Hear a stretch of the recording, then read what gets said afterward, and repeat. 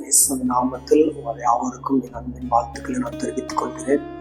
கர்த்தர் இந்த நாள் கன்று கொடுத்த வேத வசனத்தை எடுத்து வாசிப்போமா? சங்கீதங்களின் புஸ்தகம் 37வது அதிகாரம், அதில் 28வது வசனம். கர்த்தர் நியாயத்தை விரும்புகிறவர், கர்த்தர் நியாயத்தை விரும்புகிறவர், கர்த்தர் நீதியை விரும்புகிறவர். எந்த ஒரு செயலை நாம் செய்தாலும் கர்த்தர் அதில் ஒரு நீதியும் நியாயத்தையும் அதில் விரும்புவார்.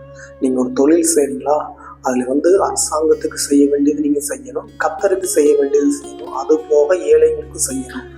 ஆண்டவர் பலியிடுறது நீங்க எப்படி பலியிடணும்னு கேட்கும்போது, ஏழைங்களுக்காக கொஞ்சம் ரோட்ல சிந்திட்டு போங்கப்பா, அந்த பிள்ளைங்க அதை பொறிக்க திங்கட்டும் அப்படின்னு சொல்லி ஆண்டவர் நீங்க செய்யணும்னு சொல்லி சொல்றாரு.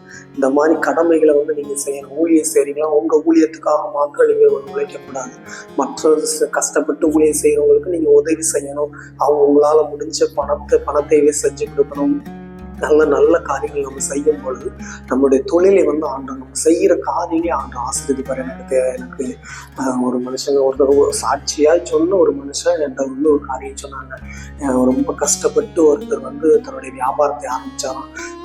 ஞாயிற்றுக்கிழமை ஆனா அவருடைய மால், அதாவது முதல்ல சின்ன கடை ஆரம்பிச்சு அது பெரிய மால் மாதிரி ஆரம்பிச்சு, ஞாயிற்றுக்கிழமை ஆனா அந்த மாலை அவர் அடைச்சு போட்டுருவாராம். ஞாயிற்றுக்கிழமை கர்த்தருக்குரிய தினம், அது நீதியாய் தெய்வத்திற்கு பலியிடுகிற நாள். அதனால அந்த தினத்தை கர்த்தருடைய நாளை கர்த்தருக்கு கொடுத்துருன்னு சொல்லி அவர் செய்வாராம். அதனால அவருடைய வியாபாரத்துல அளவுக்கு அதிகமான ஆசீர்வாதங்களை ஆண்டவர் கொடுத்தாரு.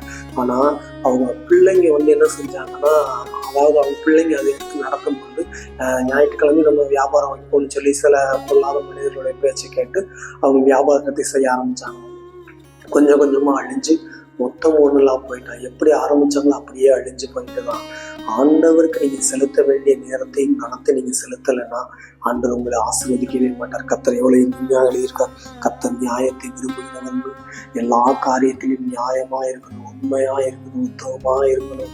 சின்ன காரியம் தானே, சின்ன தப்பு தானே, இதெல்லாம் கண்டுகிட மாட்டாங்கன்னு நீங்க நினைக்க கூடாது. தாவீது பாவம் செய்து அவனுக்கு பேர் கெட்டு போயிடக்கூடாதுன்னு சொல்லி அவன் கொலை செய்யும் பொழுது கர்த்தர் அவன் பாவம் செய்தது கூட சொல்லல, நீ அநியாயமா ஒருத்தனுடைய வஞ்சித்தாயின்னு சொல்லி பேர்ல எனக்கு குற்றம் வந்ததுன்னு சொல்லி ஆண்டவர் சொன்னாரு. அதே போலதான் தெய்வத்திற்கு விரோதமா நாம் செய்யும் ஒரு சின்ன காரியம், நம்ம நினைப்பது சின்ன காரியம், அது தேவனுடைய பார்வையில் பெரிதாய் போய் இருக்கும். அதனால ஜாக்கிரதையா இருங்க. சின்ன காரியம் தானே, இதை செஞ்சுட்டா இப்படி சரியா போயிடும் நினைச்சு நீங்க எந்த காரியம் செஞ்சாலும் அதை தேவன் வாய்க்காமல் போக பண்ணுவார்.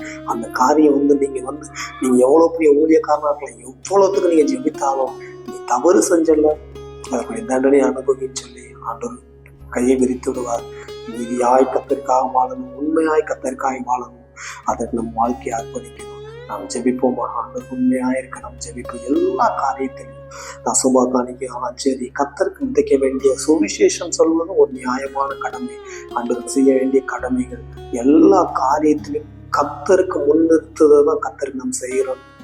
நியாயமான காரியம், எந்த காரியம் செஞ்சாலும் கர்த்தரை முன்னிறுத்துங்க. கர்த்தருக்கு பிரியமானு நினைச்சு பாருங்க. அப்பொழுது ஆண்டவரை ஆசீர்வதிப்பாருங்க. உயர்ந்து நிற்கதை நீங்க காப்பீங்க. நாம் ஜெபிப்போமா? ஆண்டவர் பிரியமா இருக்க, ஆண்டவர் உண்மையா இருக்க, ஆண்டவர் உத்தவமா இருக்க நாம் ஜெபிப்போமா? அன்பு தகப்பனை கோடி ஸ்தோத்திரங்களை ஏறெடுக்கிற நான் யார் யாரும் காணொலி வழியாக ஆண்டவரே இன்றைக்கு வாழ்க்கை மாறும் என்று வேதனையோடு காத்திருக்கிறாங்களோ அவங்களுடைய வாழ்க்கையை மாற்றுகிறாங்கன்னு சொல்லி ஜெபிக்க, வியாபார கிரியைகள் நிர்மலமாகட்டும் சொல்லி ஜெபிக்கிற அந்த பிள்ளைகள் உண்மை உத்தவமாய் பிரியமாய் வாழ கருதி செய்ய கடைசி நாட்களில் அன்பு தனிந்து போகும் என்று இருக்குது. ஆனாலும் இந்த பிள்ளைகள் உண்மை உத்தவமாய் உமக்கு பிரியமாய் வாழ இந்த பிள்ளைங்களுக்கு அனுக்கிரகம் செய்கிறாங்கன்னு சொல்லி ஜெபிக்கிறேன். இழந்து போன நன்மைகளை பெற்றுக்கொள்ளும்படி செய்ய இத்தனை காலங்கள் இந்த வேதனையோடு இருக்கிறாங்கல்ல, அந்த வேதனை நாட்கள் முடிவதற்கு சீக்கிரமாக ஒரு அற்புதம் செய்கிறாங்கன்னு சொல்லி ஜெபிக்கிறேன். ஆசீர்வதிங்க, பலப்படுத்துங்க, நம்பினால் சொல்லுங்க. தெய்வத்துடைய கரம் இறங்கி பெரிய அற்புதத்தை செய்யட்டும். இயேசுவின் நாமத்தில் இந்த பிள்ளைகள் நமக்கு உண்மையை உத்தவமா எல்லா காரியத்திலும் நீதியாக செய்ய உதவி செய்யும். அதுக்கு தடையாயிருக்கிற பொருளாதார தடையானாலும் சரி, என்ன வித தடையா இருந்தாலும் சரி, அதை எல்லாவற்றையும் நீக்கி உமக்கும் இந்த பிள்ளைகளின் இடையில எந்த காரியம் வராதபடி பாதுகாத்துக் கொள்ளுங்க. உங்களுடைய கட்டளைகளுக்கு கீழ்ப்படி பிள்ளைகள் நடக்க அனுக்கிரகம் செய்யும், பலப்படுத்தும் சகாயம் செய்யும், காத்து கொண்டு வழிநடத்தும் இரட்சகர் மீட்பருமாகிய இயேசுவின் நாமத்தில் ஜெபிக்கிறேன் நல்ல பிதாவே. ஆமென், ஆமென்.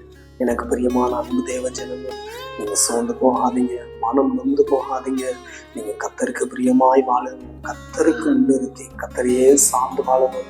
கத்தருக்கு எது பிரியம் என்பதை கேட்டு ஆண்டவரிடத்துல கேட்டு ஆண்டவர் நியாயத்தை விரும்புகிற நிமித்தம் அவருக்காக நாம் வாழும் பொழுது ஆண்டவரை ஆசீர்வதிப்பார். அதனால சூழ்ந்து போகாதீங்க, ஆண்டவரை ஆசீர்வதிப்பார். God bless you.